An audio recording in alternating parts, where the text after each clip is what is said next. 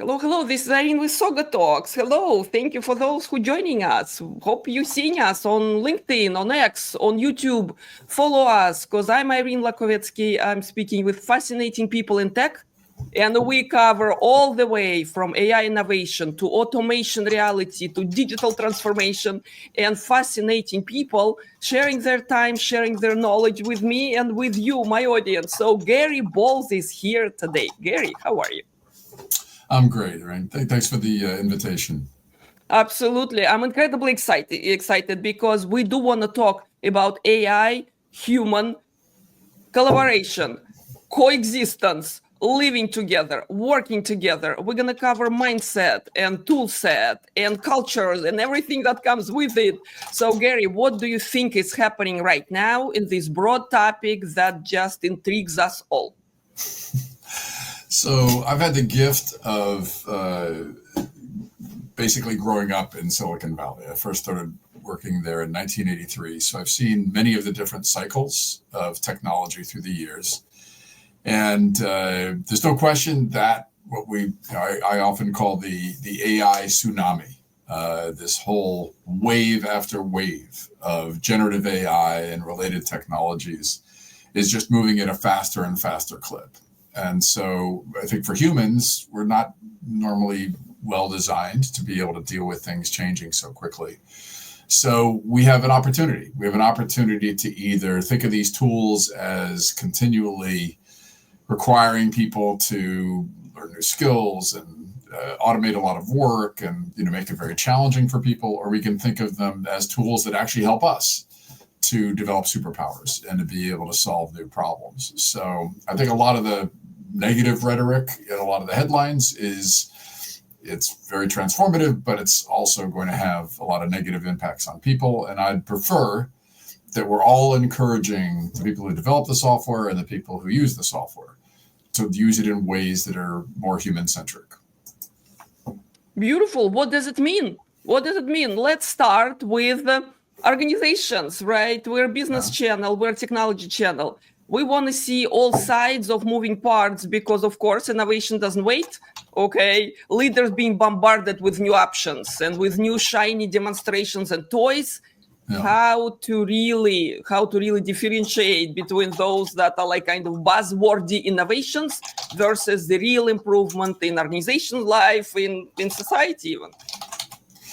No, absolutely. So first off, I have tremendous compassion for people who lead in organizations nowadays. I don't think many would have wished that there would be first a global recession, then a global pandemic, and now the AI tsunami. These changes just seem to keep coming, and there's tremendous pressures. So a lot of people who lead organizations have pressures around trying to have the most productive workers, to be able to generate value for shareholders, to be able to generate revenue. And when the world's changing so rapidly and the technology is changing so rapidly, it can be a little challenging to stay on top of those things. And the pressures can actually encourage people who lead organizations to use some strategies that can be very challenging for humans. So if you think of these tools as doing nothing but helping to increase productivity, that is, you can get more work out of people, or to even automate tasks, you don't even need the people anymore, then I'd say those maybe aren't the best results that we can hope for if we're going to remain human-centric. And instead, what we want to do is help people be more effective in their work, to be able to continually solve new problems. And the tools then can help to amplify people, can help them to learn new skills, develop what I call superpowers, this sort of intersection of what you're good at and what you love doing. And the tools can actually be ways, empower ways that you can have the skill set that you need, not just today, but tomorrow, to be able to create value for the organization's stakeholders. That sounds easy, okay? That's easier said than done, right? Yeah, it's not easy. It's not easy. It's not easy. I talk a lot about learning, okay? Many of my guests bring up this topic, right? The incredible opportunities out there, right? easy to learn, seem to be lower entry barrier for everyone. You don't have to even have a technology background unless you're really into deep developing new innovation solutions there, which are not everyone. So my question will be for you, Gary. What are some of the skills that we have to unlearn? Because in previous industrial revolution, right, we've been trained and we excelled in a lot of things that we've been praised for. So in AI-driven world, what should we unlearn, you think? So first off, I think it's important to step back and look at history. History doesn't repeat itself, but it does rhyme a little bit. And so just think about an organization. Think about an organization chart. Think about a hierarchy. Think about the role of the manager. And all of those we've inherited from the industrial era. As a matter of fact, the organizational hierarchy goes all the way back to the time of Alexander the Great. And so if we want to unlearn some of the things that make it very challenging in a world of exponential change, we need to first be reconsidering, well, maybe the way we structure our organizations, maybe the way we structure work roles, certainly the responsibilities and the process that we put on the shoulders of people who lead others, those are all processes we can unlearn. The way we did it in the industrial era is not useful in this era for most organizations. It may be the way that many who lead organizations now learned as they were moving up through the ranks. But instead, I think that we can embrace some new models. So first off, I say the role of the person who leads, who manages, who supervises in the past, you can think of that almost like what my friend Esther Wojcicki mentions in her book, Moonshots in Education. She says that's sort of like the sage on the stage. Like in the past, the manager, the supervisor, the leader had to have all the answers. And in a world where increasingly we're using these amazing breakthrough tools, such as generative AI, it's an opportunity to change that model dramatically and to move from the sage on the stage to what I call the guide on the side, the team guide. So I actually don't typically use words like manager, supervisor, or even leader. I use them as verbs. I mean, really what the opportunity is to encourage people to come up with a new model for leading. The more that you, as somebody who leads a team, understand the mindset and the skill set of the people that you're in the team that you're leading, the more that you think of the tool set you need to provide them, and increasingly that's going to have in many work roles something to do with generative AI, the more you think of yourself as empowering others to solve problems, that's a completely different model. I call it the next model. And so that team guide has a variety of different new skills in being able to be great listeners, being able to ask great questions, being able to continually find ways to empower others to develop skills, to be able to become problem solvers. In the past, the way that leader or manager used to judge themselves was how many problems they solved. And I think in the future, the way we will judge ourselves is how many problems never reach our desks, how many problems others solve because we've empowered them to be problem solvers.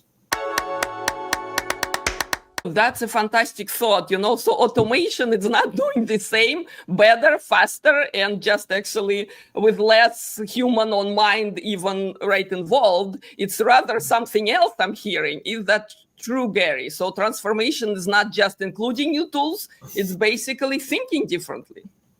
Absolutely. So as I say, it's always important to just sort of step back and take a look at these processes that we follow and the ways that we've thought in the past. And so in the same way, we need to reevaluate this whole idea around corporate hierarchy and the structure of work roles, especially people who lead teams.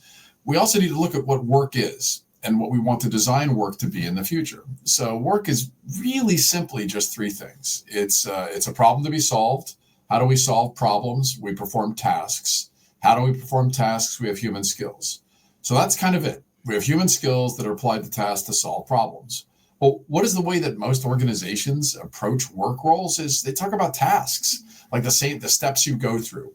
Now, there's no question that generative AI and a variety of tools, ChatGPT, Midjourney, they can help us to be able to perform tasks more rapidly or more effectively, or maybe we don't have to do certain tasks that we did in the past. But what's really important for people who lead organizations is to focus on the problems to be solved and the skills that we need people to develop or to have to be able to solve those problems. And the tasks, we don't need to worry quite so much about. So certainly we want to be able to all be more effective in our work. And that might mean when you used to have to take 10 steps to solve a problem, you can now take 5 steps or even 3 steps.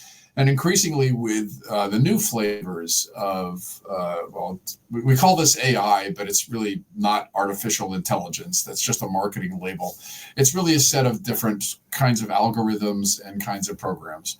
And generative AI is sort of the flavor of the month, but the coming flavor is called AI agents or agentic AI. And that's where you'll be able to take these tools and several of those tasks that you used to perform in the past, you'll be able to have more software do those tasks. So where you used to do 10 tasks, software might actually perform 5 of them in a sequence, and that will save you even more time.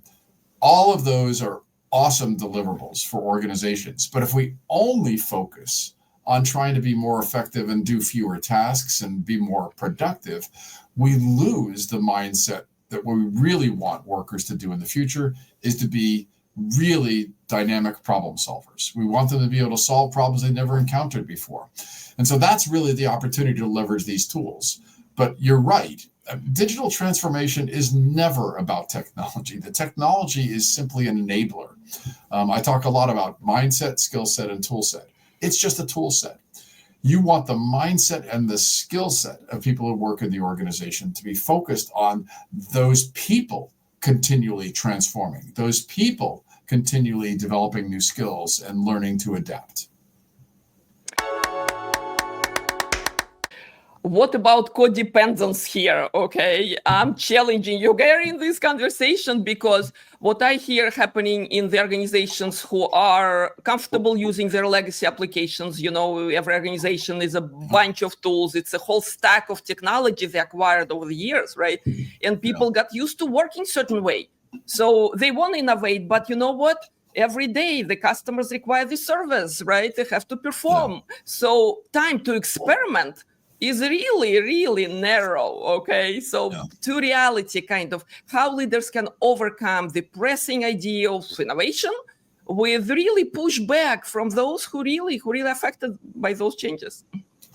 So absolutely. So first off, there are several really important points that you've brought up. The first is how different people are affected and how we help them to be able to deal with these changes. So the more we think of humans as continually developing new skills, and the more the organization is committed to that learning process, the cost of that learning process, and the understanding that there's a delay, people learn new skills, and then it takes a little while for them to be able to apply them. The more organizations sign up for helping people to be able to continually navigate those changes, the more they'll have the skill set they need tomorrow. Another aspect that you brought up is what happens when we automate a lot of tasks. So let's say you lead an organization and suddenly you start implementing generative AI tools, and overnight you've saved 20% of all the tasks that needed to be performed before, and people have 20% more time in a week. What are your decisions as somebody who leads an organization?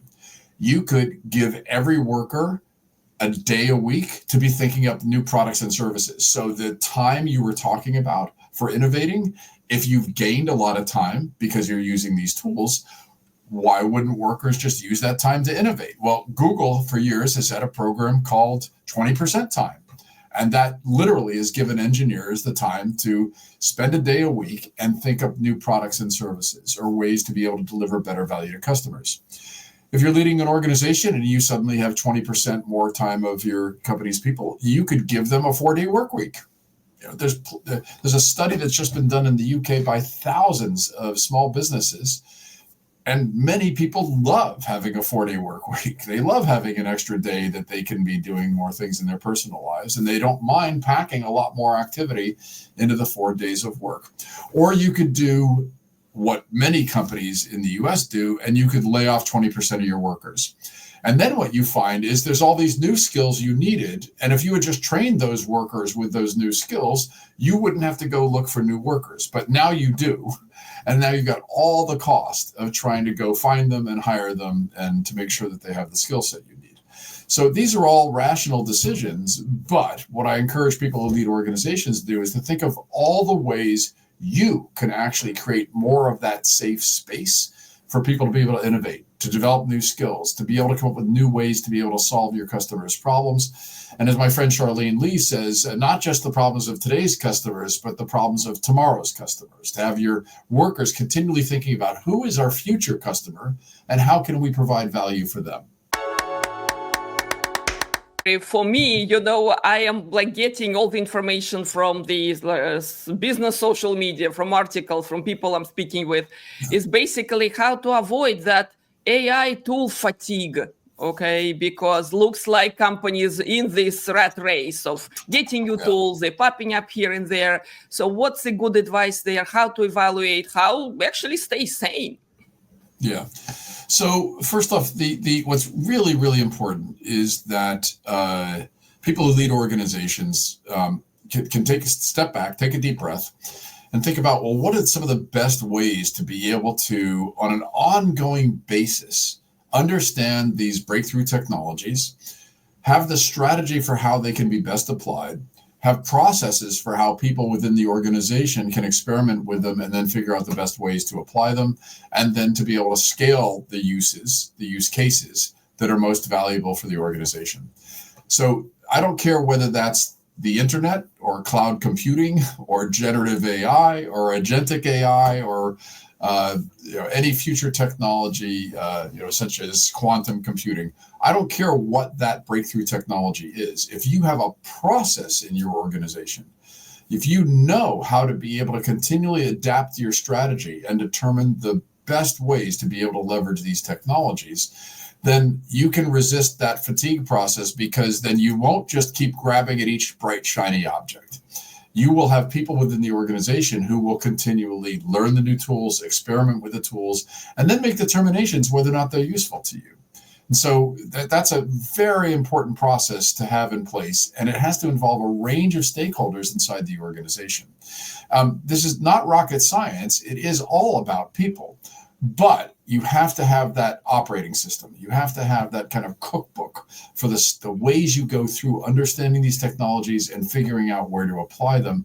And then just don't get sucked into the latest headlines about the next whiz-bang technology and feel that your organization suddenly has to implement it.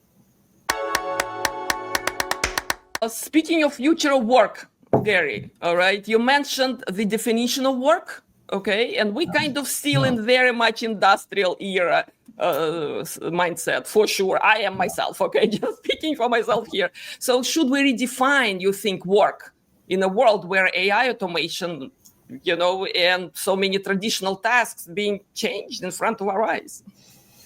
So it's really important in the same way that I suggest organizations have a process, a strategy. It's really important as individuals that we all have a process, a way that we're thinking about our careers, thinking about our work.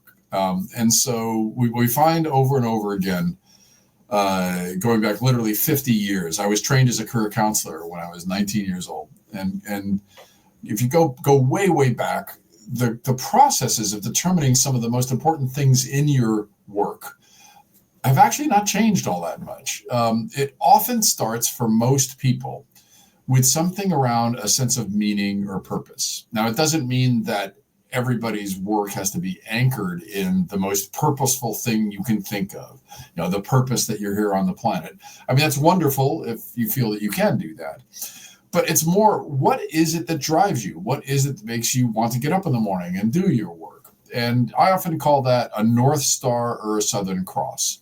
What is it, the sailors centuries ago, when they didn't have a GPS and they didn't even have clocks, they still were able to kind of get where they were going by watching the stars at night and following that North Star, or in the Southern Hemisphere, the Southern Cross. So think of that in your own work. The more you have something that pulls you forward, and that could be skills that you want to use, that could be problems you want to solve, that could be the kinds of people that you want to work with. What everybody who leads in an organization should want is that everybody who works in their organization has that North Star or Southern Cross for their own work. Why is that important? Well, the world's going to keep on changing. We're going to keep on having these breakthrough technologies. You want people to have some through line, something that pulls them forward. You also want everyone to be a lifelong learner.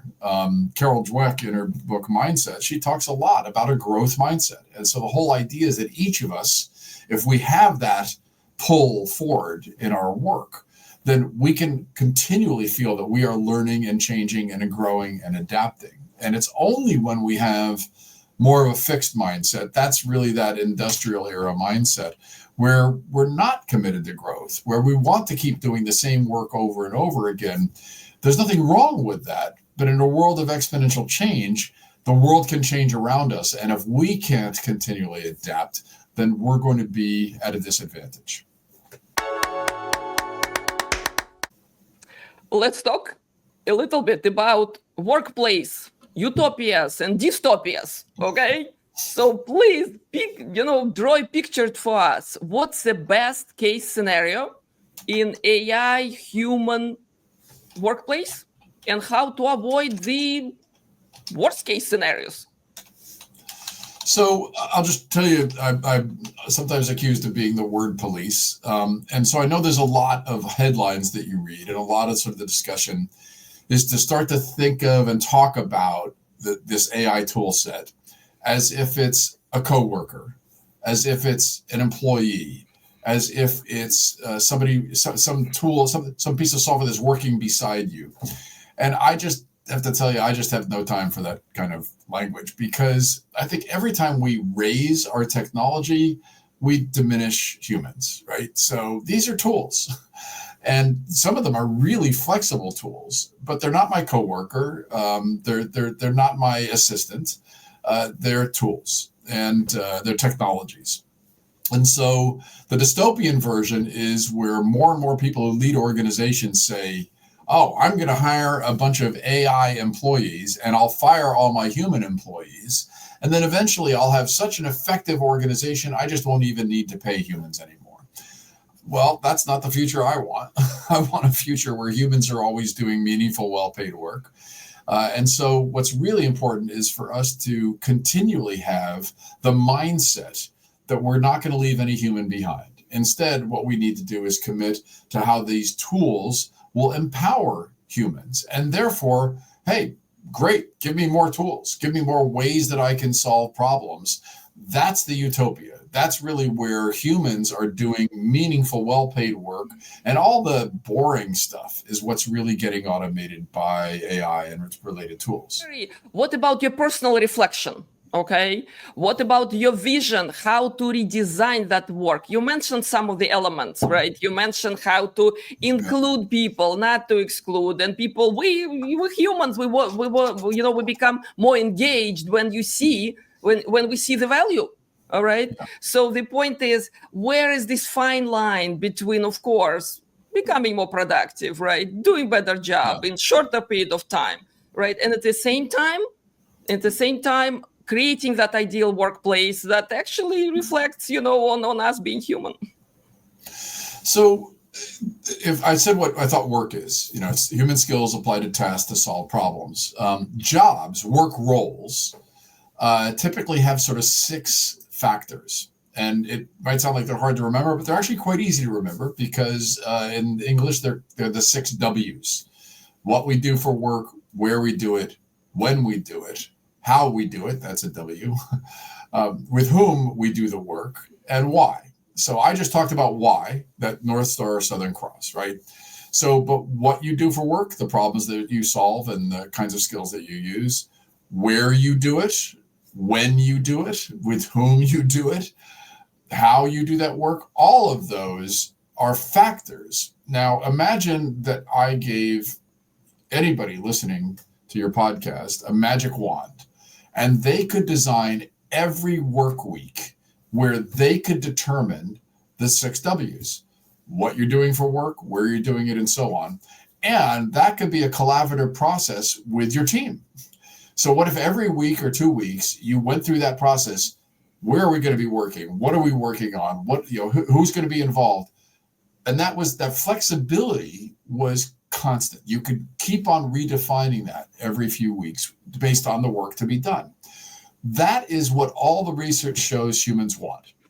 They want to be able to have the flexibility. They want to have the agency, the empowerment to be working with members of their team to determine just all of those different factors. And now there's some work that's very repetitive and you don't have a lot of flexibility. Somebody's got to be there to deliver the food to the tables at the restaurant.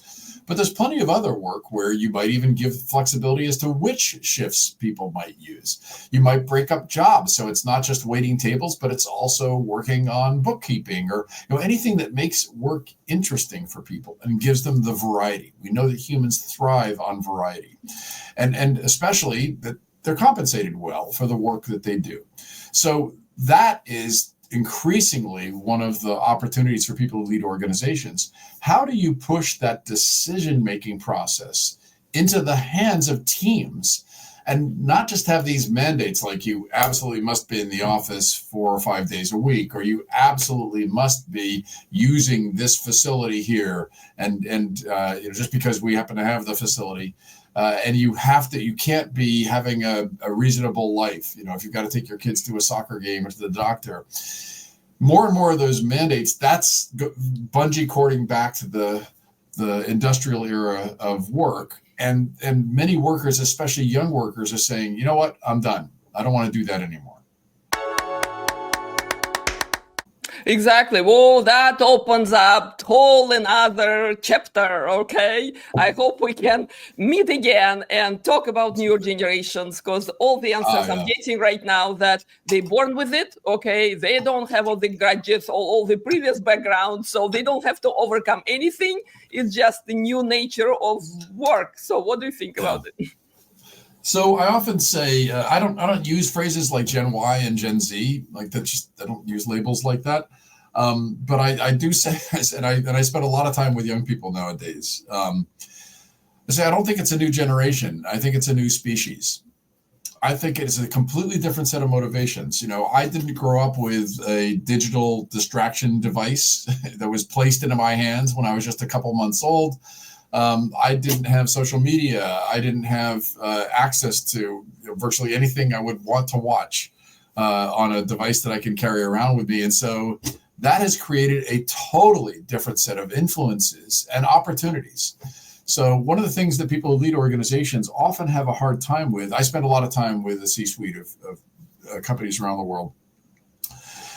They ask about this purpose thing. So, and I think we've already talked about that North Star or Southern Cross, but they ask about this flexibility thing, and especially if young people don't like the answer about what the purpose of the organization is, they quit and they go someplace else. Well, in mathematics, that's called optionality. The whole idea that I'm doing this thing, but I could do this other thing. And what's the cost if I do this other thing? Well, in the past, there was a lot of cost associated with that because you have to switch jobs and you have to go find a new one. But nowadays, young people, they know when their friends are working on a startup. They know when there's a better boss than the boss that they have now. And so they actually feel that they often have much more optionality. And people who lead organizations who were trained in the industrial era model often have a hard time just getting their hands around and their minds around this process of young people, especially feeling like they have options. And so that does take a different mindset. It takes a shift in mindset where you actually are helping young people to understand the purpose of the organization, the value you create for your stakeholders. And then you're also helping them to have more of that optionality. Companies like Google, for instance, when you get hired, for instance, in marketing, you actually date around to different groups to find a match between you. Many organizations are much more project-centric than just job-centric, and they actually want workers to be working on 2 or 3 or 5 different projects with different work groups. And all of those approaches create much more vibrant work environments and build much, much better connections between workers. Exactly. So there's a lot we still can do. And yeah, this is absolutely inspiring conversation, Gary, we're having here. In conclusion, okay, could you maybe share the example that kind of surprised you, okay? How well we work with AI or any other tool help, and how well it turns out in, making everyday's life better and simply more enjoyable. Yeah, absolutely. So I think that we're on the cusp. We're at the beginning of seeing some use cases for the tools that could really help to make people's lives better. I just completed a study. My group Charette, we just completed a study looking at the use of AI in helping people to learn so that they can get jobs. And there is a tremendous range of innovation of tools like career chatbots and coaching chatbots and that sort of thing that will all just keep getting better and better. And so we're going to see more and more of those kinds of tools that will actually be very custom tailored to the needs of different people. And more organizations will use them, I believe, to help people to be able to go through that learning process, to be able to have their own learning assistance process, especially with the support of these tools. And I've been really positively surprised and very hopeful about some of the opportunities that can come out of the use of these tools to help with the processes I was just talking about helping everyone to be able to have that North Star or Southern Cross. Sounds like, Gary, we just scratched the surface today, okay? The topics we talked about, they're broad, they're deep, okay? There are lots to explore. So I encourage everyone to follow Gary Bolles on LinkedIn. Get to know Gary's book, The New Rule of Work, Gary, right? Could you talk about the book a little bit? So yes, so the next rules of work, the mindset, skill set, and tool set to lead your organization through uncertainty. I wrote it during the COVID era because I thought this was going to be what I call the great reset of work. And of course, that's what's happened. And the basic premise of the book is that if you lead an organization, you want to be able to help encourage the mindset and skill set supported by the most useful tool set to help people to continually navigate change. And what is one of the greatest challenges of leading an organization now is uncertainty. So the more you can have the operating system, the process of empowering people throughout the organization, the more you can deal with the various scenarios of whatever the future brings. Fantastic. Time is flying, Gary. Thank you so very much for joining me here today. Maybe a few words, few takeaways for the audience to remember this conversation by. Yeah, absolutely. So I would say for every individual, whether you lead in an organization or you lead a team, or your opportunity is to see this as an inflection point for having that process. I mean, if there's anything I want you to take away is that it starts with mindset. And part of that process with the mindset is being able to be continually flexible, being able to continually have an approach that you can use, that you can leverage, so that you don't keep on thinking of yourself as being sort of the subject of these changes. You actually you leverage them. You can feel that it's empowering you. That's really one of the major takeaways I'd hope for, is that you can feel that, yes, it's going to keep on changing rapidly, but nobody is up to speed. Nobody knows everything about all these tools. So just focus on the tool, the technologies and the processes that can be most useful to you in your work. Thank you.